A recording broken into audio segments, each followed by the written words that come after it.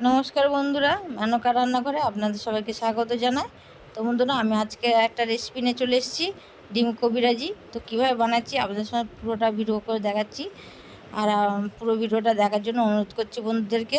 তো চলুন রেসিপিটা বানিয়ে আমি দেখাই। তো এখানে আমি দুটো ডিম সিদ্ধ করে রেখেছিলাম। তো এটা গ্রাইন্ডারে ঘষে নিচ্ছে এইভাবে, দেখুন এইভাবে ঘষে নিচ্ছি। আর দুটো আলু সিদ্ধ করে রেখেছিলাম একসঙ্গে,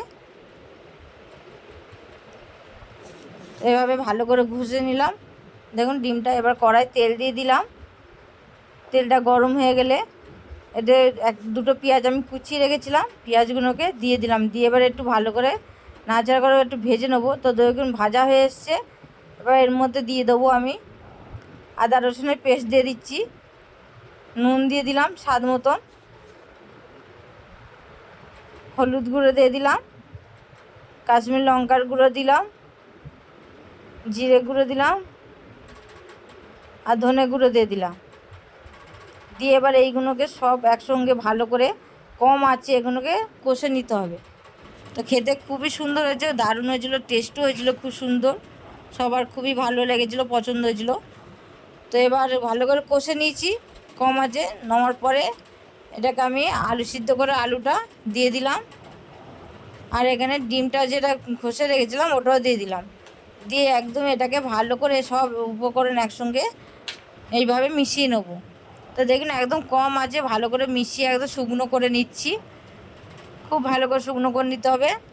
নিয়ে এবার এর মধ্যে দিয়ে দিচ্ছি গোলমরিচের গুঁড়ো একটু, যেহেতু আমরা লঙ্কা খাই না, সে কাঁচা লঙ্কা দিইনি, তাই জন্য এখানটা আমি গোলমরিচের গুঁড়ো দিলাম। আপনারা চাইলে গুঁড়ো লঙ্কা ঝাল লঙ্কা দিতে পারেন। দিয়ে এবার ওর মধ্যে দিয়ে দিলাম গরম মশলার গুঁড়ো, দিয়ে ভালো করে এইভাবে একসঙ্গে সব ভালো করে আবার একবার কষে নিচ্ছি। নিয়ে এবার ওটাকে নামিয়ে ঠান্ডা করতে দেবো। আর অন্যদিকে আমি একটা পাত্রেতে ময়দা নিয়েছি, একটু একটু নুন আর একটু তেল দিয়ে ভালো করে একটু মাখিয়ে নিচ্ছি ময়দাটা। দিয়ে সামান্য জল ছিটিয়ে এটাকে একটু করে মাখিয়ে নেব, যাতে ময়দা একটু ডালা ডালা হয়। তো এইভাবে ভালো করে মাখিয়ে নিলাম ময়দাটা, সামান্য একটুখানি জল এইভাবে ছিটিয়ে এটাকে হালকা করে একটুখানি করে মাখিয়ে নেব। এর মধ্যে একটু বিস্কুটের গুঁড়ো দিয়ে দেবো। আপনারা চাইলে পুরোটাই বিস্কুটের গুঁড়োতে করতে পারেন। তো আমি পুরোটা বিস্কুটের গুঁড়োতে করিনি, ময়দার সঙ্গে মিশিয়েই করেছিলাম বিস্কুটের গুঁড়ো। তো এইভাবে এর মধ্যে ডালা ডালা হয়ে আছে, একটু খুব একদম করে ইয়ে করিনি। তো এবার আমি ওই যেটা করে রেখেছিলাম আলুর পুরটা, ডিম আলুর পুরটা, সেটাকে এবার ভাগ করে নিচ্ছি, ঠান্ডা হয়ে গেছে। তো 4টে ভাগ করে নিচ্ছি এটাই। দেখুন 4টে ভাগ করে নিলাম।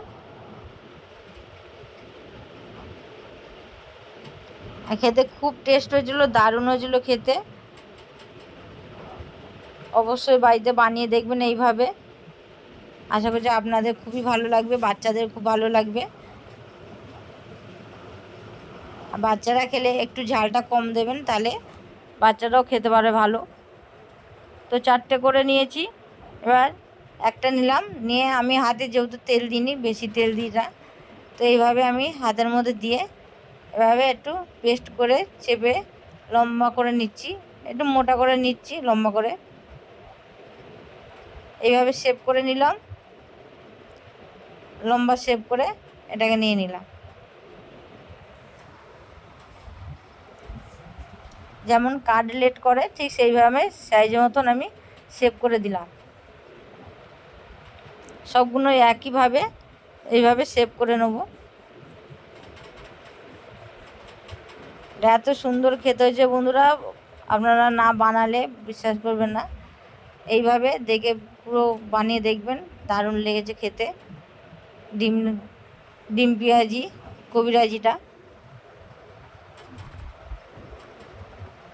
তো এইভাবে 4টে করে নিচ্ছি একসঙ্গে।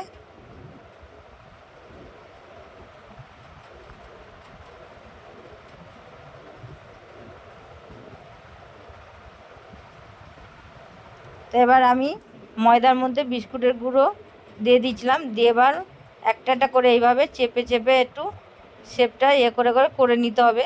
একটা একটা করে চেপে চেপে এইভাবে করে নেবো একটু, নিয়ে সবগুলো করে রেখে দেবো। আপনারা চাইলে ডিমের মধ্যেও দিয়ে করতে পারবেন, তা আমি ডিমের মধ্যে দিইনি। আগে এইভাবে করে আমি নিয়ে নিচ্ছি, একবারে করে নিয়ে নিচ্ছি। বিস্কুট আর ময়দার মধ্যে দিয়ে করে নিচ্ছি যাতে একটু মুচমুচ হয়, খেতেও ভালো হয়। সবগুলো এইভাবে করে একসঙ্গে করে রেখে দিলাম। আপনারা চাইলে শুধু বিস্কুটের গুঁড়ো দিয়ে করতে পারেন।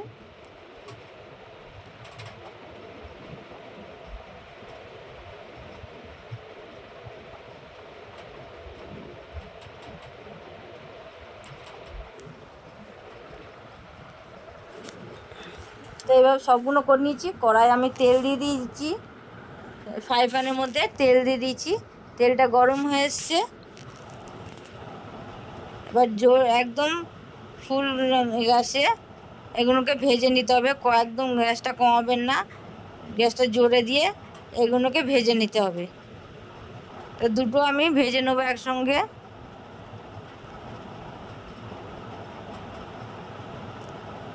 লাল লাল করে দুদিকে ভেজে নিতে হবে। তো দেখুন ভাজা হয়ে গেছে, আমি এবার তুলে নিচ্ছি। আর এদিকে অন্যদিকে একটা বাটির মধ্যে দুটো ডিম নিয়েছি, ডিমের মধ্যে এবার দিয়ে দেবো কর্নফ্লাওয়ার দিয়ে দিলাম। যেহেতু একটা ডিমে এক চামচ কর্নফ্লাওয়ার দিলে হবে, আমি যেহেতু দুটো ডিম নিয়েছি সেই জন্য দু চামচ কর্নফ্লাওয়ার দিয়ে দিয়েছি। দিয়ে ভালো করে একটু নুন দিয়েছিলাম, দিয়ে ভালো করে এটাকে একদম করে নিতে হবে, ফেটে নিতে হবে যাতে ডালা ডালা না থাকে। তো ভাজা হয়ে গেছে আমার।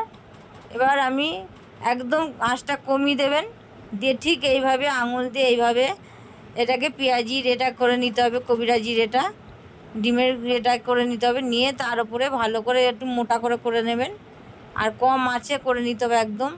এতে আঁচ বাড়ালে হবে না, একদম কম আঁচে এটাকে করতে হবে।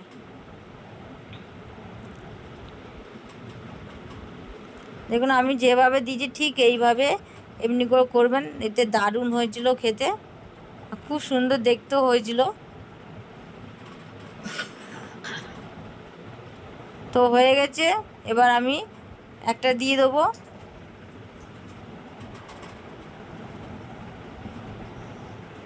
একটা দিয়ে দিলাম, দিয়ে এইভাবে দুদিকে সাইডে আস্তে করে এইভাবে উল্টে নেব।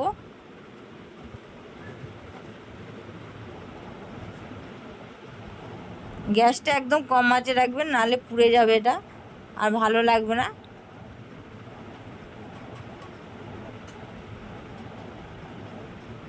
এভাবে দেখুন আমি কি সুন্দর করে এবার উল্টে দিলাম, আর দুর্দান্ত হয়েছিল। দেখুন লাল লাল করে আমি তুলে নিচ্ছি। এবার এইভাবে সবগুলো ভেজে ভেজে তুলে নিতে হবে।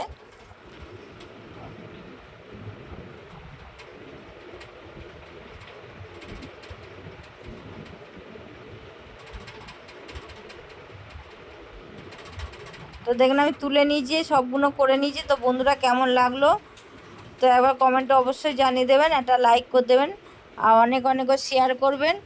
আর আমার রেসিপিটা ভালো লাগলে একটা সাবস্ক্রাইব করে পাশে থাকবেন বন্ধুরা। তো এখনের মতন আবার এলাম, নতুন ভিডিও নিয়ে আবার ফিরে আসবো। নমস্কার।